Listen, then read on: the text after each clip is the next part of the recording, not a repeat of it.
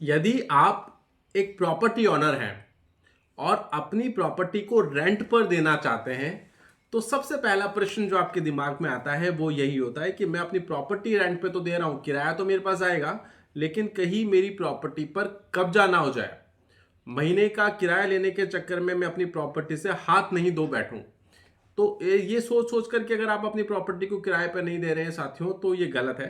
बस तरीका बदलना होगा कि हम कानूनन तौर पे किस तरीके को अपनाएं कि हमारी प्रॉपर्टी रेंट पर भी चली जाए और हम सेफ जोन में भी रहें, ताकि कोई हमारी प्रॉपर्टी पर कब्जा नहीं कर सकता। तो यदि आप किसी प्रॉपर्टी के ऑनर है, तो ये बहुत अच्छा एक रास्ता मैं आपको बता रहा हूं कि आपको क्या करना है किसी भी प्रॉपर्टी को रेंट पे देने से पहले। तो साथियों, सबसे पहले तो जिसे भी आप रेंट पे दे रहे हैं प्रॉपर्टी अपनी, उसके सारे डॉक्यूमेंट्स को चेक करें। उसके पास में प्रॉपर आधार कार्ड होना चाहिए। उसके अलावा ड्राइविंग लाइसेंस या कोई भी दूसरी आईडी आप लेकर के रखिए, फोटोकॉपी आप ले लीजिए और उस व्यक्ति का सबसे पहले पुलिस वेरिफिकेशन करवा लीजिए। और इसके साथ ही अब आपको रेंट एग्रीमेंट नहीं बनवाना है।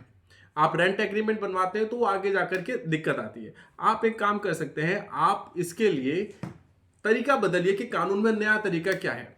आप लीव एंड लाइसेंस इसके लिए बनवा सकते हैं। लीव एंड लाइसेंस आपको कई तरीकों से बहुत सेफ जोन में लेकर के आ जाता है। पहला तो ये कि लीव एंड लाइसेंस किसी भी किराएदार को आपकी प्रॉपर्टी पे सिर्फ उतना ही अधिकार देता है कि वो उस प्रॉपर्टी को यूज में ले सकता है। उससे अपर जो उसके राइट्स होते हैं वो लीव एंड लाइसेंस नहीं देता है। बहुत सीमित अधिकार इसमें किराएदार को मिलते हैं।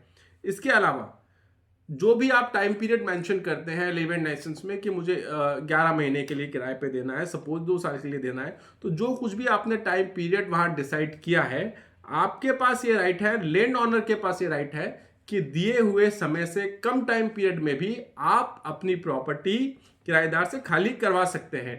तो कानून को समझिए, सही तरीके से अपने कार्रवाई को करिए ताकि किसी तरह की समस्या ना आए।